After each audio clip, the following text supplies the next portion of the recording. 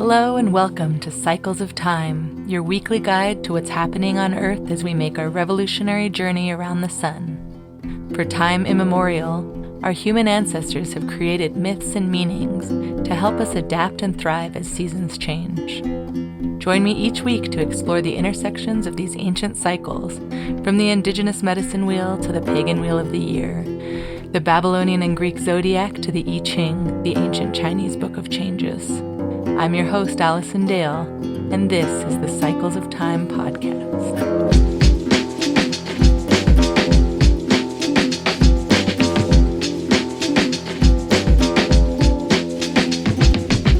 Hey everyone, welcome to Cycles of Time podcast. I'm your host, Allison Dale, and this is your weekly forecast for Monday, December 2nd to Sunday, December 8th, 2024.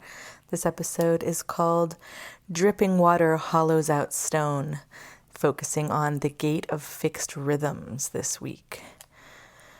So, how are you all feeling out there? Happy post-Thanksgiving week. Definitely feels like a new season to me. Autumn is giving way to winter, and the bare tree branches are getting filled up with sparkly ornaments just as soon as the leaves are falling. I am writing this and recording this from New York City, from Greenpoint, Brooklyn, where my daughter is spending some time with her dad, and my partner and I are visiting some friends and family and kind of taking in the big city life, a little reprieve from the vast desert.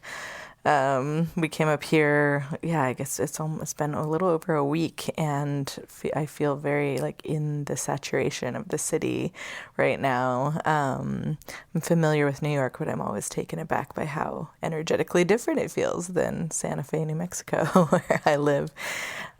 We went to the Macy's Thanksgiving Day Parade here in New York last week on Thanksgiving in the rain, and it was pretty fun. We were just watching the goofy and kind of wacky vestiges of capitalism's glorified past floating by through the rain. What I mean by that is Wonder Bread and the Jolly Green Giant and the Pillsbury Doughboy and these just icons and mascots of kind of what feels like 1950s, American capitalism. Ronald McDonald was the first balloon that came by, floating down through the rain, kind of on its belly. And, there's of course a lot of other media icons and cartoons of yesteryear, like Snoopy, and today like Gabby's Dollhouse and Dora the Explorer, and a lot of ones that my daughter, my 6-year-old, was really into. So it was overall really nostalgically fun. I watched it on TV as a kid, but definitely was more commerce focused than any other parade I've ever been to. I've been to a lot of Mardi Gras parades, and they're always about kind of flipping society on its head, and then other parades that are kind of more political perhaps or historical. But this one was definitely about buying things, and we're in a city where the average person is exposed to 10,000 ads a day, according to some research. So these slow-moving floats felt kind of campy and friendly in comparison to a lot of the just subconscious advertisements that are everywhere, and I really enjoyed it. It was also really nice to see just a crowd. Sorry about that ding. It was also really nice to see a crowd in New York be so, I think living away from people, from masses of people for so long, you can build up a thing in your head about how crazy it's going to feel. But I felt that the crowds were incredibly well behaved. I mean, granted, it's 8 a.m. and it was raining, but just to have this many people from all different walks of life congregating on the street, everyone was just really, it felt very tame and calm and safe. So, and just really, really fun to see. So, another thing I'm noticing here in New York, I haven't really been here during this lead up to Christmas season, but definitely upon arrival, a few days before Thanksgiving, just noticing how the Christmas season and all of its glittery trappings kind of took over the streets long before Thanksgiving even arrived. And this happens everywhere, it's like as soon as Valentine's Day is over, like Halloween is being set up, at the Targets and the malls. That's just the way the holidays work in America. But I feel like in such a dense commercial city with shops and people on every possible piece of land, the human-made and capitalism-enforced seasonal shifts are far more obvious than back at home in Santa Fe, where you actually have to make a trip, take a drive to Target to get that full Christmas glitter bomb effect. I think around here on every corner it's just vibrant and sparkly, and there's never any shortage of things to buy. So it feels like, regardless of how the actual seasons are flowing, the, human-made seasons of the holidays are always kind of stacked around this time of year. And there's not really a moment between the falling of the last leaf and the kind of filling up of that empty space of winter with lots of glittery stuff to consume. But, what's also been interesting is only a few of the tree branches to be decorated are actually bare right now, although it's gotten quite freezing and rainy over the course of our trip here. When we arrived, it was quite balmy, actually, and I was reading before coming here that there were unseasonable temperatures up into the 80s through October. So a lot of the trees here are still leafed out in dense green. There's some yellow, some orange. It's kind of feels like depending on where you look, there's still a lot of flowers in window boxes and parks. And then it looks like summer and then fall and then winter, kind of depending on which direction you're looking. So it's interesting to kind of pay attention to the reality of the seasons in comparison to how the seasons show up based on what is being marketed to you on the street corners and in all the shops. And, I mention this because this is a show and a blog about seasons at its essence. And as I progress with this project, it's not lost on me that the term unseasonably is becoming more and more commonplace just all the time.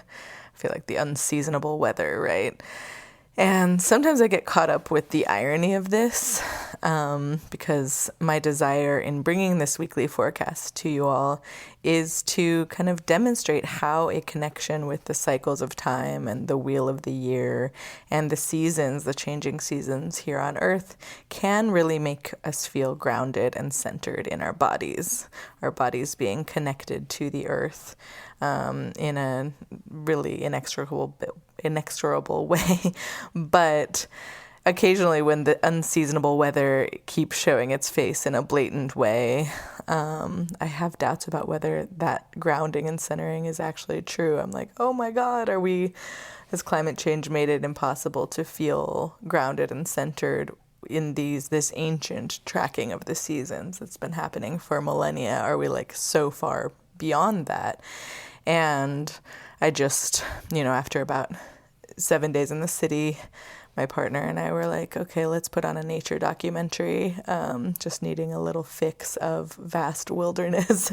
So put on a documentary that Obama was narrating about the national parks around the world and all of them that have sprung up since the first national park, Yellowstone, was created, and about the protection of the environment. And so it's been kind of interesting to think about what the seasons mean today and whether it is actually true that we can ground into our life through tracking the seasons, through paying attention to them. And I know for me that, when I was watching this documentary and watching all of the animals doing their thing, the gorillas and the antelopes and the pumas, kind of doing their things that they do. I felt like, oh yeah, I'm a human, but I'm an animal too, and I'm just doing my thing as well. And I am part of this earth in the same way that the animals are part of this earth. And for me, that's really seems so simple and basic, but it also feels somewhat radical to just name that we are not separate from the earth, and we're not a distinct and separate type of species that's here to witness it and protect it, but we actually are a part of it. And so looking at these ancestral rhythms of the cycles of time, from the Wuxing Taoist cycle to the medicine wheel to the Zodiac wheel to the I Ching and human design wheel, all of them are proof that humans and our ancestors have benefited and have thrived through deeply paying attention to the changing seasons. So, yeah, I wrote a children's book earlier this year that I really want to keep working on and illustrating and hopefully publishing. It's about the Zodiac, and it's called The Zoo in the Sky and the Seasons on Earth. And my daughter requested that we bring it on our trip to New York, kind of out of the blue. We hadn't read it for a while, but we brought this little stapled together paper copy that I'd wrote. And we've been reading it every night that I've been with her. And it's about the Zodiac's 12 characters or 12 signs and their associations with the changing seasons. And to her, to my 6-year-old, the story feels grounding and centering. She really loves it.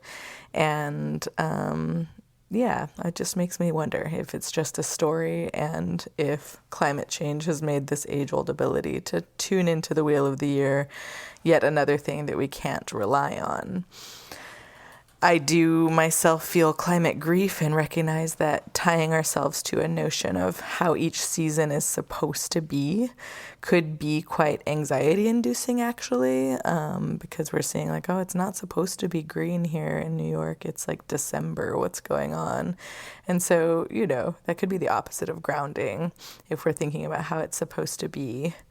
But I'm also reminded that as far as we get from the kind of good old days conversation of how it should be or how it used to be, we still have the ability to predict that after winter must come spring, and after spring comes summer, and after summer comes fall. And it's the pattern recognition that we can tap into that still can feel grounding and centering, regardless of the changes in weather. And it's a kind of the rhythm that's still the same, even if the timing is not actually the same as we always remember. This week in the human design and I Ching wheel, the sun is traveling through the gate of fixed rhythms, which is a deep reminder of that process of patterns. It's about having patience as the seasons, both macro and micro, change, and trusting that they'll continue to do so as long as we're on this rock making revolutions around our friendly, campy little sun star. So with that, let's get into the forecast. This week's highlights, the moon is waxing away from that new moon that we experienced last weekend. And then on Friday, December 6th, Mars is stationing retrograde, and Mars will stay in that kind of backwards seeming motion until February 23rd, 2025. And it's going from the sign of Leo back into Cancer for these couple of months, almost 3 months. In the human design and I Ching wheel, from Monday through Saturday, we are in gate 5, which is the gate of fixed rhythms. And then on Sunday, the sun will transit into gate 26, the gate of the egoist. The themes of the week are time is not running out, good things come to those who wait, and dripping water hollows out stone, not through force, but through persistence. And that's a quote by Ovid. So in the Wheel of the Year, Again, you can always find the diagram for this multi-tiered Wheel of the Year on astrosomatics.substack.com, where you can subscribe to get this podcast in your inbox every Monday, or you can find it on Instagram at Cycles of Time Podcast or astro.somatics. And the visual aid is helpful. It's kind of the bedrock of this whole thing for me to kind of see how all of these wheels can coexist.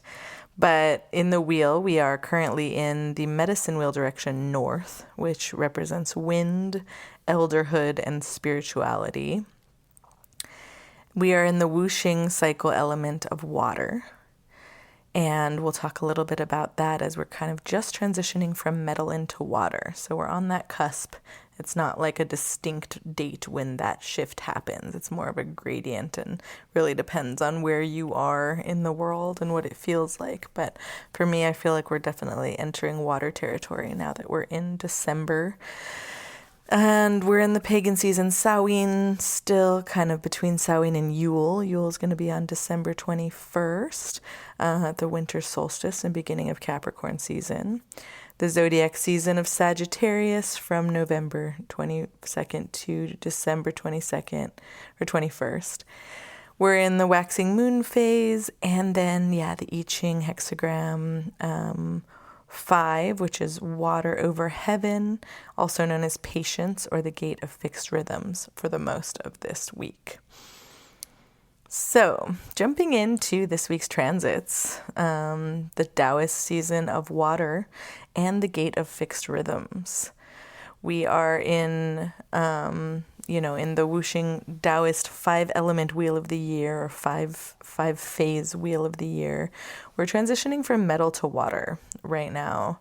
And again, this week isn't the distinct cutoff. It's definitely a gradient and a flow. And that's the whole point of this cycle, is that they're not distinct elements with boundaries around them, but actually changing and morphing elemental fields that flow from one into the next. But, as we are entering the month of December, it definitely feels more like watery winter in my body than metallic fall. And in the 5-phase cycle, metal that we've been in throughout fall is associated with strength and discernment, independence, grief, focus. While water, this upcoming season, is associated with rest, adaptability, depth, and renewal. Last Saturday and into Sunday, depending on your time zone, on December 1st, we experienced the new moon in Sagittarius, which was in the gate of focus, gate 9, which evokes the mental image of an archer shooting their arrow toward the place they want to go. When pointing this arrow, they are making the decision from their current vantage point, from their present moment, and with their current and updated values and desires in mind. This energy of Gate 9, as my guest Jay Marola attested on her birthday episode last week, felt more metal than water. Like, it's her birthday gate, and she's like, I definitely associate myself as a metallic person. Even though she also described this time as a transitionary season. Yesterday, I was down in the subway here in New York, and there was a mosaic kind of art installation in one of the stops that was about water and the underground, and had these beautiful tiles that were representing the soil and kind of the roots weaving through the soil. And there was a big quote on the wall by Ovid that said, "Dripping water hollows out stone, not through force, but through persistence." And this quote, I was reading it, and it made me feel like the gate of focus could certainly also be attributed to the season of water, in the sense that, the force and the persistence of focusing on something again and again and again and taking those small steps is very much a water-oriented thing, as well as metal. So it really makes sense that this is the cusp between metal and water right now. The next gate in the sequence of the Fushi sequence of the human design wheel is the gate of fixed rhythms, and it certainly fits that bill of water, the vibes of water. Gate 5 is known in the ancient I Ching as water over heaven, and it's also known as patience and trust. So that slow drip of Gate 5 is quite aligned right now with the transition from metal into water, and also the other major transit of the week that I mentioned, which is Mars stationing retrograde in Leo. And so Mars, as we know, is the planet of war, drive, and assertion. And, I don't always go into the other planets besides the sun and moon in this podcast, but when there's kind of a major retrograde or, some major conjunction, some kind of major transit, I will bring it up. And Mars stationing retrograde we're going to feel it, I think. Most people are going to feel this one. So, it's assertion, aggression, drive, war, and it's stationing retrograde in Leo and moving backwards into Cancer until late February. And that's going to encourage us to be patient, as the gate of the week, the fixed rhythms, is giving us a hint of. It's important during retrograde periods to think about words like redo, revision, reignite, these kinds of words, because normally, Mars moving forward is about it's about action. And so as it goes backwards through the sky, perceptively from our perspective here on Earth, it's a good time to go inward and think about how we assert ourselves, how we go to battle in our own lives. And in Leo, it's about self-image and self-confidence, how we show ourselves, our purpose, our sense of self-expression. And then moving back into Cancer, it's kind of about how we find ourselves, how we find security for ourselves, and also how we nurture and care for others. Mars retrograde periods can definitely feel a bit frustrating because the planet of action loves to move forward more than most planets. It's like Martian, go forth. But we can consider this next few months through this deep, watery winter season a time to really slow down and trust the process and reflect on the Martian themes in our life. To get a little bit more specific about how the Mars retrograde might affect you, you can look to the houses in your chart that contain Leo and Cancer to get a sense of how this is really going to hit your life in a personal way. And so it's stationing retrograde at 6 degrees of Leo, kind of the beginning of the sign of Leo, and moving backwards into Cancer. And for me, my ascendant is at 6 degrees Leo. So it's Mars is stationing retrograde right on my ascendant and then transiting backwards. And so it's going to be in my first house of self, appearance, and identity, and moving back into Cancer in my 12th house of spirituality, intuition, and my inner world. So I'm taking this as an assignment to focus my energy during this retrograde period on kind of reconsidering and revisioning how I show up in the world and how my inner world expresses outwardly in my outer identity. So kind of it's a good threshold between that 12th house and first house for me to think about how my kind of more hidden spiritual side also manifests in the outer world. So look at those two houses for you, Leo and Cancer, see where they show up in your chart, and think about kind of like how you could revision and reignite and reconsider your Martian attributes in that area of your life. So yeah, we'll see how it all shakes out. The hexagram for this week's transit through Gate 5, water over heaven, provides some good guidance as we begin this Mars retrograde period, I think. Revisiting themes of assertion and drive as it relates to our identity can feel pretty vulnerable. And so this week's energetic blueprint through human design reminds us that we can emerge strong and victorious if we commit to resisting the temptation to act prematurely. There's a quote from Divination Foundation, an I Ching resource, that says, "A fisherman can cast the line, but can still only wait for the fish to bite. Your catch will come in its own good time. You cannot make it come sooner, neither by working, nor by planning, nor by wishing. Though you may have the need to provide nourishment, it is only through patience that you can become the bridge between the fickle fish and the eventual feast. Strength in a time of trial waits quietly, resolutely. Weakness grows agitated, abandoning the effort before the fish starts biting. Periods of waiting are most fruitful when used for quiet contemplation.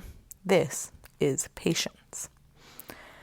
So, yeah, it's also known as patience, this gate. And quiet contemplation makes sense here when we think of the human design phrasing of gate 5, which is fixed rhythms. I've also seen it called fixed patterns, or just patterns, waiting, or the time alchemist. Christy Inge, human design specialist, always has some really unique ways of phrasing these energies. And so I really like the time alchemist because it is all about time and timelessness. There's also a cool website I like called 64 Doors that goes through all of the 64 gates, and they describe the archetype of gate 5 as the rhythmic.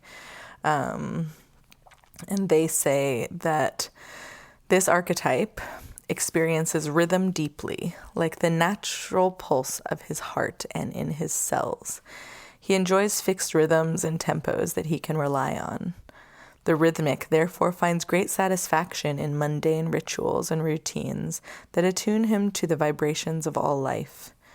He stays true to his own inner rhythms, which keeps him vital, healthy, and always in his flow. For the rhythmic, even intimacy and work has a pattern, consistency, and rhythm.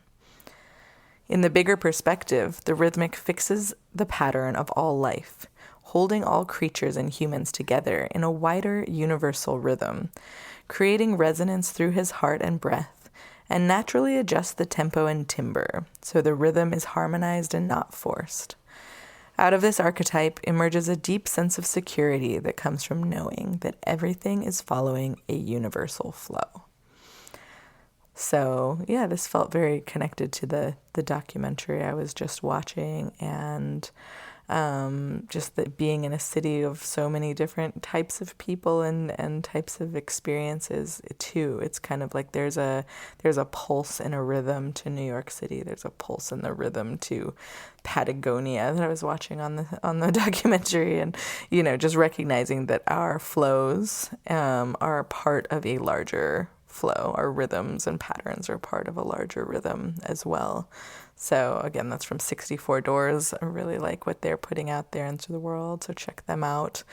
I'll put a link in the show notes for them. They kind of do an archetypical write-up of each of the 64 energies, kind of making them into a personhood. And so I think it's a really approachable and accessible way to learn about these 64 gates. In the Gene Keys, Gate 5 has the shadow of impatience, the gift of patience, and the city of timelessness. So in the shadow of impatience, there's a fear that there is no underlying order to the universe, and that your body will never feel safe in an unordered universe. All distrust concerning the timing of life manifests through this shadow, according to the Gene Keys, which is quite prevalent in human nature. Impatience can goad us into action. So sometimes in our society, I think it can be seen as a positive trait in a certain weird roundabout way. Like, to be impatient means that you're just ready to get things done, and there's a lot of pride. I met a guy the other day who was like, getting shit done is my middle name, and, had a lot of pride surrounding that, because, it is good to be productive, right? But what Richard Rudd says in the Gene Keys is that, impatience that leads to action is not a positive thing. It's a misnomer because impatience causes us to act out of agitation. So when we're agitated, our nervous system's not regulated, we're not breathing, and so the actions that kind of come out of impatience are not going to be aligned with our deeper self. He says that impatience is always in the mind, and to be impatient simply means that you've fallen out of trusting time. To escape impatience, we have to escape the mind's fear that time is running out. And that's kind of it's a very common fear, just everywhere. Like, we don't have any more time. And impatience is definitely a massive, massive kind of chronic illness, I'd say, in these modern times. Just like wanting everything to happen faster than it might naturally need to happen. And I mean, I definitely feel that so many people, including myself, give up right before something's about to pay off because we get impatient and think that things should happen faster than it does. And patience is a virtue, right? So, what he says, what Richard Rudd says in the Gene Keys book is that life itself sets the pattern of evolution, and we are merely agents of this pattern. The fifth gene key connects all life forms, where everything is connected to everything else. And the themes that punctuate your daily life are felt by all creatures simultaneously. He says that our entire species is undergoing a quantum leap. And you personally confronting your fears means that life itself is confronting its fears as well. So something to ponder there. This is definitely a gate that's about recognizing our interdependence and interconnection with life itself. The fifth shadow of impatience is a response to environmental conditions, and time always moves according to your perception. So if your breathing is rhythmic and deep, then time can seem to dissolve. And the less you are concerned with time, the more it doesn't affect you in a kind of pressurized way. I think that I've definitely felt that being here in like the energy of the city. I have had to, there's like forced air heating in the hotel I'm staying in, and it's a loft, so it can get like really cold down below and really hot up above, and just regulating to a different kind of environment than my home environment has felt, challenging. And so every night I've been really practicing my deep breathing, the kind of 5, 7, 8 breath, where you inhale for 5, hold for 7, and exhale for 8. It's been really nice to kind of get into that rhythm, so that I am not kind of so agitated by like, oh my God, time zone change, jet lag, like lots of energy to process. So it definitely feels like our perception affects time in a big way. And I've been feeling that in my body lately a lot. In the Gene Keys, they have different ways that the shadow can come through, a repressive and a reactive nature. So we can either kind of repress the shadow or react to it. And in a repressive way, this impatience can come through as pessimism. And that's when a person has lost rhythm in their own life and has a kind of consistent expression of that deep-seated fear that nothing can or will get better. And of course, we all know pessimistic people or people that are going through bouts of pessimism where it kind of spirals out, where there's like nothing that you can do or say to get out of that mind state. And usually it's only a crisis created by life itself that can help you gain perspective on your own life. And, in a reactive way, this shadow of impatience can manifest as pushiness, which is an angry manifestation of pessimism, which is also related to being out of sync with time and with rhythm. You kind of just like are pushing for things to happen before they're ready. So acceptance of the natural rhythms of life can bring people to a natural turning point. And this is the gift level of gate 5, which is patience, where acceptance is what makes patience possible. And ironically, it takes patience to learn patience. The more patient you are, the more obvious it is that patience pays off. And, patience, we can always kind of think of patience as just like waiting, but it's not necessarily just about waiting, because you can be waiting impatiently as well, right? But patience is about trusting in life so that you may trust in the challenging moments as well as the positive ones, and know that there's a flow, a rhythm that's going to take you through the challenging moments. The gift of patience, according to a quote from the Gene Keys, allows you to hear life's music. Breathe deeply into your belly, keep your heart and mind open, and not be swayed by your external circumstances. Instead, paying attention to natural rhythms. I really like that. It's a lot of breath work in this one. A lot of, breath is our natural rhythm, right? That's what we are constantly doing. And the more that we can be conscious of that, it becomes like music, and it can help us open our heart and open our central channel to be able to feel like we're involved with the larger world and the interconnected world around us. The natural rhythms that we're talking about here are, the shifting of the 4 seasons is a great example, and it can be very grounding. Like I mentioned earlier, climate change and unseasonable weather can really throw this off a little bit and make us feel very anxiety ridden. And I definitely understand the vast amount of climate anxiety that there is right now. But again, spring always follows winter, and the seasons and the order of the seasons and what's going to happen are there, right? And in life, we also have stages of winter where there are not many resources at our disposal, or we feel pinched and crunched or cold. But if we trust into the larger natural rhythms and patterns that after winter must come spring, and, that's a great Lauryn Hill song, Everything is Everything, After Winter Must Come Spring. Always loved that one. It felt very grounding. We can increase our open-hearted acceptance of natural rhythms by falling into that trust. The city level of gate 5 is timelessness. So impatience and patience are kind of two sides of the same coin, where they're both rooted in time, and they're all about time and how we perceive time. They're opposite poles on a spectrum, and they're both each waiting for something. The city level, which is kind of this transcendence, this place of transcendence and simplicity that we get to with each one of these energies, it's kind of about jumping out of the game.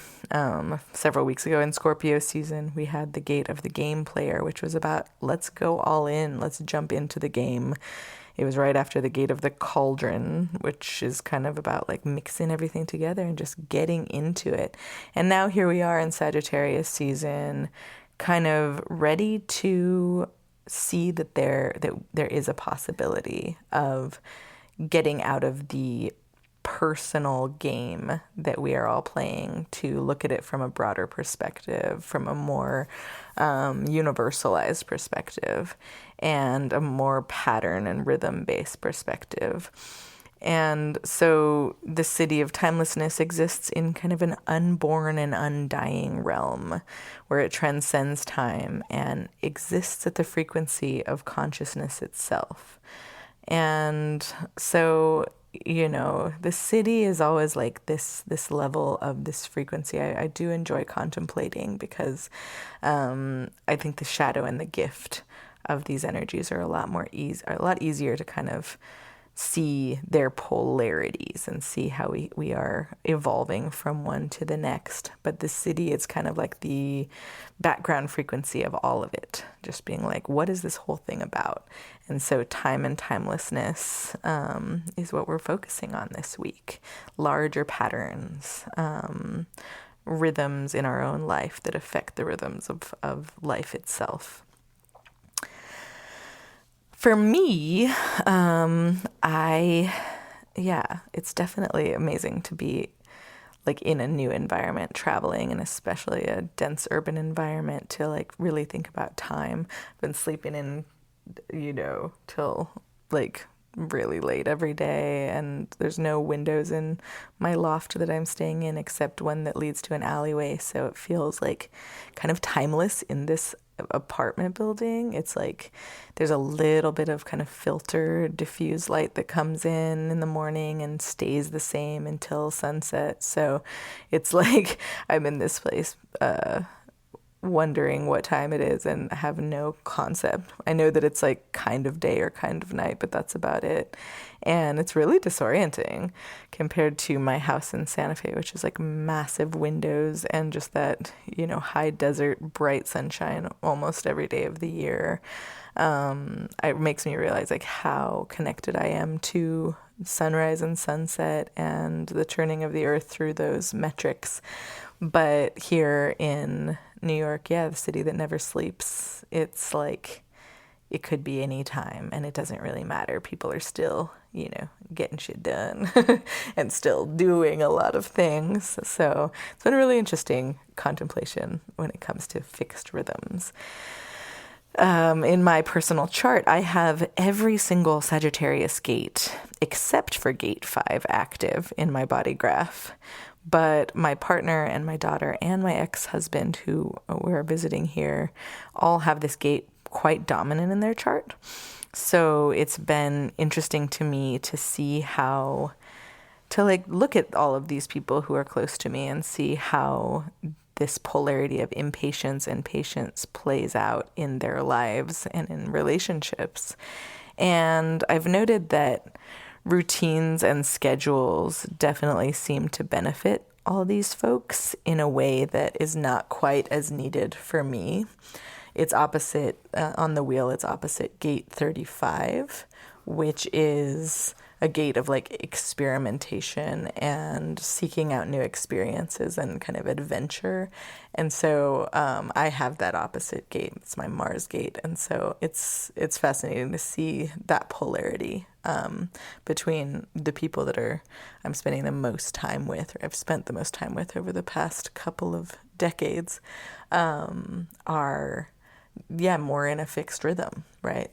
They like a certain fixed rhythm, and I don't necessarily as much, but I have every other kind of Sagittarian gate activated. So it's always fascinating to like look at these gates and then use like Neutrino app is my go-to human design app, which is, you can get your chart for free there and put in other people's charts if you have their birth information.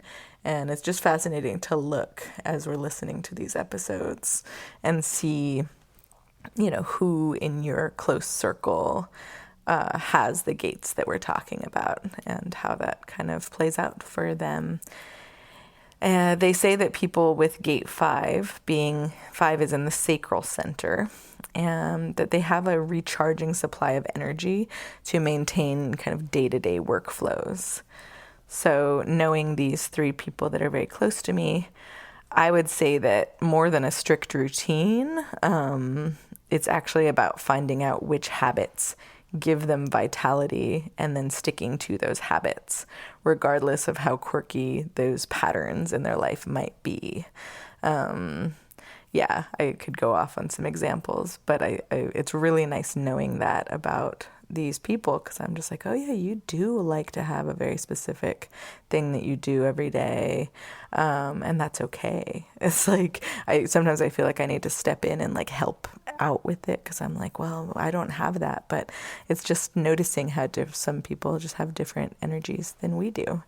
It's really interesting. So do you have gate 5, the gate of fixed rhythms? How does it show up for you? I'd always love to know. And what planet is activating that? It changes. My partner has Saturn in gate 5. My daughter has Mars in gate 5. My ex has the north node in gate 5 and Jupiter. And so I'm like, how do those change how gate 5 shows up based on the planetary energies too? It's really fascinating. So let me know in the comments if you have gate 5 active, because that's really the big theme of this week and really lends itself to the season of water and Mars retrograde also being about noticing our patterns, noticing our rhythms, deepening into our internal realms so that we can feel vitality coming through in our patterns and rhythms. So that kind of wraps it up for this week. I would say, start to pay attention. I mean, we have till Fridays, but Mars is slowing down. So just, know that this winter, tapping into that water element and looking into periods of depth and reflection and stillness and that yin quality that we talked about last week on the show is really, it's kind of like we don't really have a choice right now. As much feels like it needs to get done, reflection is part of the doing, and reassessment and revisioning is part of the doing. So I am looking forward to just owning that and knowing that that is the energy and not fighting it. Next week, this Sunday into next week, we have the sun transiting through the gate of the egoist, which is gate 26.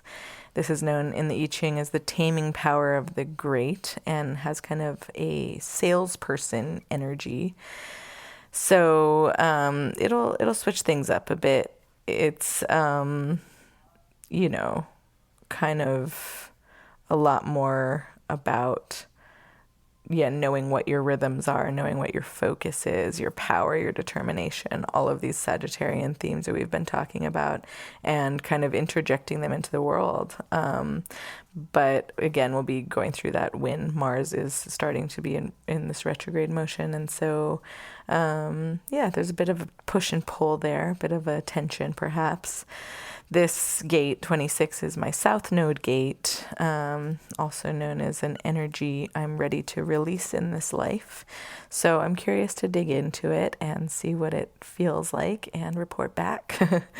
So let me know if you have the gate of fixed rhythms or any of the other Sagittarius gates active in your chart and how you're resonating with this season of the Centaur Archer. On my Substack at astrosomatics.substack, I'm posting and on Instagram I have a post that goes through all of the Sagittarius gates for your reference. So let me know if you're feeling that Sagittarius energy. How does it feel? Steadily onward we go toward the horizon and toward the season of rest, revitalization, and depth, sending you lots of care and warmth as these days continue to get shorter. I will talk to you again next Monday. Bye.